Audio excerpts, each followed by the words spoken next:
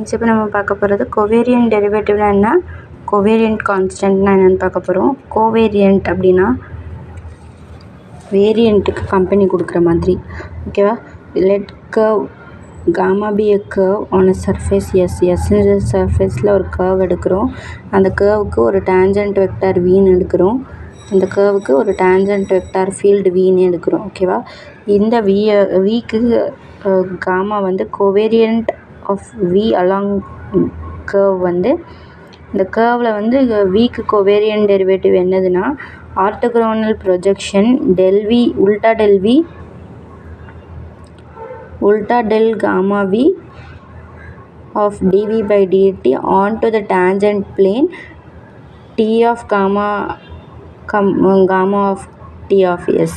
So tangent plane என்னென்னா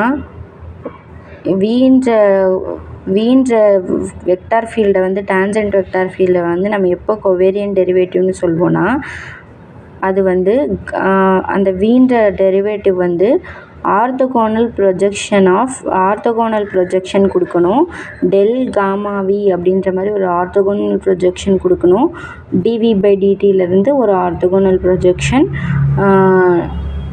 tangent plane T of gamma of T of எஸ்ஸுக்கு வந்து ஒரு டேஞ்சன்ட் பிளேனுக்கு ஆர்த்தோகோனல் ப்ரொஜெக்ஷன் கொடுக்கணும்.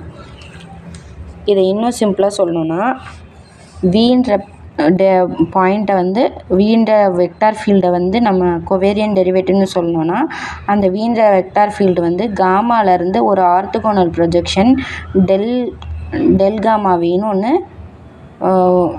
டேஞ்சன்ட் பிளேனுக்கு கொடுக்கணும்.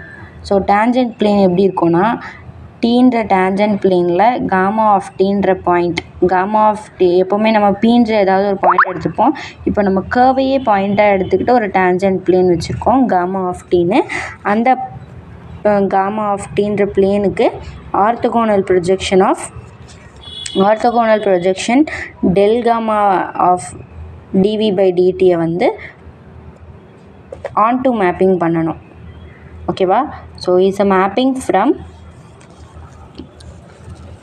V is a mapping from del gamma V to T of gamma of Ts. It is a onto mapping, ஓகேவா. onto mapping பண்ணணும். So இப்போது இந்த டெல் காமா வின்றது தான் நம்ம வந்து கோவேரியன்ட் டெரிவேட்டிவ் ஆஃப் வின்னு சொல்கிறோம். இந்த கோவேரியன்ட் டெரிவேட்டிவ் ஆஃப் வி வந்து கோவேரியன்ட் கான்ஸ்டன்ட்னு எப்போ சொல்லுவோன்னா இந்த டெல் காமா ஆஃப் வி வந்து 0வாக இருந்துச்சுன்னா இந்த வின்ற கோவேரியன்ட் டெரிவேட்டிவ் வந்து நம்ம கோவேரியன்ட் கான்ஸ்டன்ட்னு சொல்லுவோம், ஓகேவா. அவ்வளோதான்.